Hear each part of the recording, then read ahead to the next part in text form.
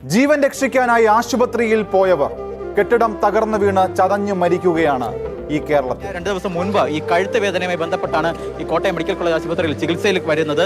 തുടർന്ന് അച്ഛനും കൂടെ ഉണ്ടായിരുന്നു. അങ്ങനെ രാവിലെ നവമിയുടെ ബ്ലഡിന് ഒരു ടെസ്റ്റ് ഉണ്ടായിരുന്നു. ആ ടെസ്റ്റുമായി ബന്ധപ്പെട്ട കാര്യങ്ങൾക്ക് വേണ്ടി ബ്ലഡ് കൊടുക്കുന്നതിന് വേണ്ടി അച്ഛൻ പോയി. അതേ സമയത്ത് തന്നെ അമ്മ ബാത്റൂമിലേക്ക് പോയതാണ്. അമ്മ ബാത്റൂമിലേക്ക് പോയി തിരിച്ചു വരും എന്ന് കരുതി അതേ സമയത്താണ് ഈ അപകടം നടക്കുന്നത്. ആ സമയത്ത് ഫോൺ അതിനുശേഷം ഈ അപകടം ഉണ്ടായ ശേഷം നവമി ഇവിടെ ഉണ്ടായിരുന്ന ചികിത്സയിൽ കഴിയുകയായിരുന്ന ബെഡിൽ കിടന്ന നവമിയെ അരക്കിൽ ചേർന്ന് രക്ഷപ്പെടുത്തി ഇപ്പോഴത്തെ ഭാഗത്തേക്ക് സുരക്ഷിതമായ ഇടത്തേക്ക് കൊണ്ടുവന്നു. പക്ഷേ ഈ അമ്മയെ ഫോൺ വിളിക്കുന്നുണ്ടായിരുന്നു. പക്ഷേ അമ്മ ഫോൺ എടുത്തില്ല. പലതവണ ഫോൺ വിളിച്ചു. പക്ഷേ ഫോൺ അടിക്കുന്ന സമയത്തൊക്കെ അത് റിങ് അടിച്ചുകൊണ്ടിരുന്ന വലിയ ഫോൺ റിങ് ഉണ്ടായിരുന്നു. പക്ഷേ അത് ഇവർ കഴിഞ്ഞിരുന്ന ഈ വാർഡിലായിരുന്നു ഫോൺ ഉണ്ടായിരുന്നത്.